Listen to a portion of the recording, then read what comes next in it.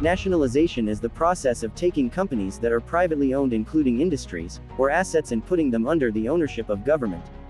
The policy is usually advocated for by those who subscribe to extreme leftist political ideology.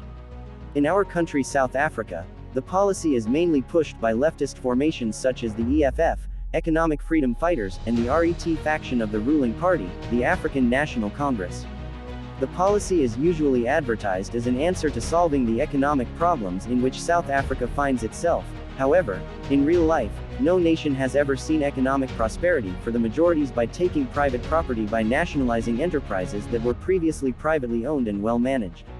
In reality, economic prosperity is usually realized by supporting industries by government, and entrenching an entrepreneurial spirit among the citizens such that instead of expecting handouts from government, people stand up on their own to create opportunities and only call for government support when they have to.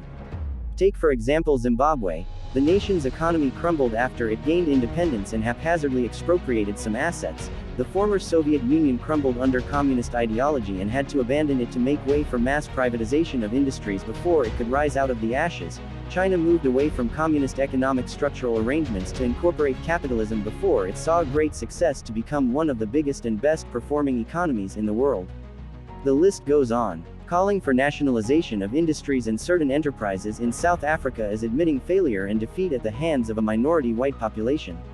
It is like coming out and saying that black people can never accomplish any economic freedom without accessing it through the coffers of government as the primary provider of access to life's luxuries.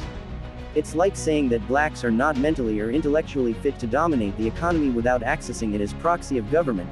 It is basically the reluctance, if not refusal, to stand up or encourage and support others to build strong innovative enterprises around the current economy that will proudly employ many poor black people and provide limitless riches and prospects of uncapped success.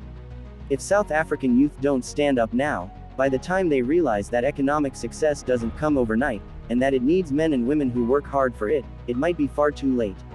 South African youth, stand up and create. The time is now.